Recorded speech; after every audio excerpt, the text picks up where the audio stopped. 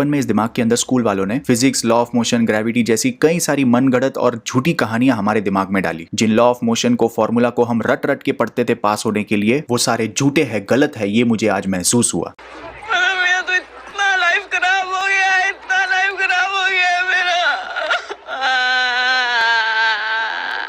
आज मैंने मूवी देखी लॉजिक 3। इस मूवी की कहानी एक ऐसे टाइगर की जो अपने श्रॉफ को बचाने के लिए पूरे देश का नामो निशान नक्शे से मिटा सकता है, और इस काम को अंजाम देने के लिए उसके साथ है एक हीरोइन जिसके ऊपर उसको पूरी श्रद्धा है। इस मूवी की स्टोरी और कॉन्सेप्ट बहुत ही यूनिक है। दुश्मनों के आंखों पर पट्टी बांध के इन्हें बंदूक दे दिए, इन्हें गोली चलाना है और हीरो को उड़ाना है। इतना ही नहीं, लेकिन हेलीकॉप्टर में भी दुश्मन बैठे हैं, टैंक में भी दुश्मन बैठे हैं, लेकिन सभी के आंखों पर पट्टी बांधी है और उन्हें हीरो को उड़ाना है। अब हम बात करेंगे इस मूवी के अंदर आउटस्टैंडिंग एक्टिंग एंड परफॉर्मेंसेस के बारे में। मजाल है किसी की जो टाइगर सर के सामने एक्टिंग कर दे। इस मूवी का पूरा फोकस कंप्लीटली टाइगर श्रॉफ के ऊपर है। सर वो एक्टिंग करनी है।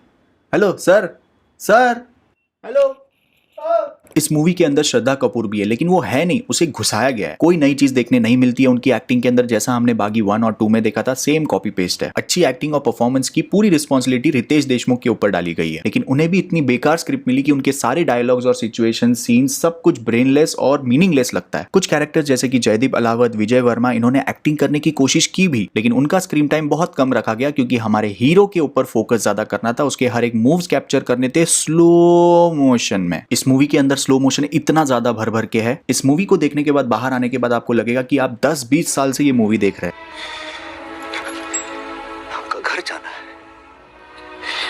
आप जो बोलेगा हम करेगा, बस हमका घरे पहुंचा दीजिए। अब बात करते हैं इस मास्टरपीस और एपिक मूवी को बनाने वाले डायरेक्टर और स्क्रीन प्ले के बारे में। अहमद खान, जिन्होंने सिर्फ बागी 2 या 3 नहीं, लेकिन रैम्बो, वंडर वुमन, ओंग बैंग ऐसी कई सारी हॉलीवुड की मास्टरपीस मूवीज में से इनका कॉपी करके इस मूवी के अंदर सारे सीन्स डाले हैं। रद्दी 3 बनाते वक्त अहमद सर इतने ज्यादा कॉन्फिडेंट थे कि इसमें इतना ज्यादा इलॉजिकलनेस है। अपने आप को सेफ और कवर करने के लिए उन्होंने लिटरली अपने कैरेक्टर्स से बुलवाया है कि मूवीज के अंदर, पिक्चरों में तो ऐसा सभी होता है। इनफैक्ट एक सिचुएशन इतनी वर्स्ट तरीके से प्रेजेंट किया है। एक विलन का रॉब दिखाने के लिए पुलिस स्टेशन के अंदर एक आदमी को जलाते हुए वो गुंडा लेके आता है। विलन ने उसको क्यों जलाया, हीरो क्या काम करता है, हीरो की माँ कौन है, किसी चीज का कोई लॉजिक नहीं है। आपकी लॉजिक की माँ की आंख हो जाएगी, लेकिन आपको लॉजिक नहीं मिलेगा। मुझे अपने घर जाना है, मुझे घर जाना है, मुझे अपने घर जाना है। रोहित शेट्टी सर की कॉप यूनिवर्स से सिंघम, सिम्बा और सूर्यवंशी का भी रेफरेंस इन्होंने यूज किया है। आप पूछेंगे क्यों, कैसे, कब?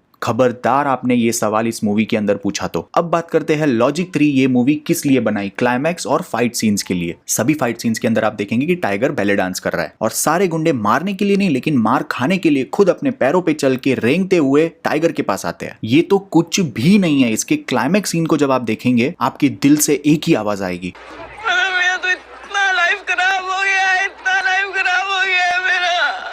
इस मूवी के अंदर जब रितेश अपने भाई को आवाज देते हैं तो हवाएं चलने लगती है और एकदम से प्रकट हो जाता है हमारा टाइगर। खबरदार अगर आपके दिमाग ने यह सवाल किया कि ये आया कहां से, और जब ये इतने पास था ही इसके, तो इतना सब कुछ क्यों होने दिया। और हद तो तब पार हो जाती है जब क्लाइमैक्स के अंदर सभी हेलीकॉप्टर एक के ऊपर एक गिरते हैं। छोटा बच्चा भी जब खिलौनों के साथ खेलता है ना, तो उसमें भी लॉजिक होता है, और ये सारा इलॉजिकलनेस सिर्फ और सिर्फ इसलिए ताकि हमारा टाइगर उन सारे हेलीकॉप्टर्स के ऊपर खड़ा होकर दहाड़ मारे, रॉर करे। कुछ भी कहो, लेकिन मूवी सही खेल गई है हमारे साथ। वॉर के अंदर टाइगर श्रॉफ के एक्शन और थोड़ी सी एक्टिंग देखने के बाद मुझे उससे 10 से 20% होप बढ़ चुकी थी, लेकिन इस मूवी के डायरेक्टर ने वो भी मुझसे छीन लिया। अगर आप YouTube के वो स्ट्रगल के दिन बताइए तो मैं बागी 3 का वो दिन याद करूंगा। आप तक ये रिव्यू पहुंचाने के लिए आज मैंने बहुत कुछ सहा है, इसलिए मैं आज पूरे हक से आपसे वो लाइक बटन क्लिक करने के लिए कहता हूं। आपको ये मूवी और हमारा रिव्यू कैसा लगा, हमें कमेंट में जरूर बताइए। अगर आपकी और मेरी सोच कहीं ना कहीं मिलती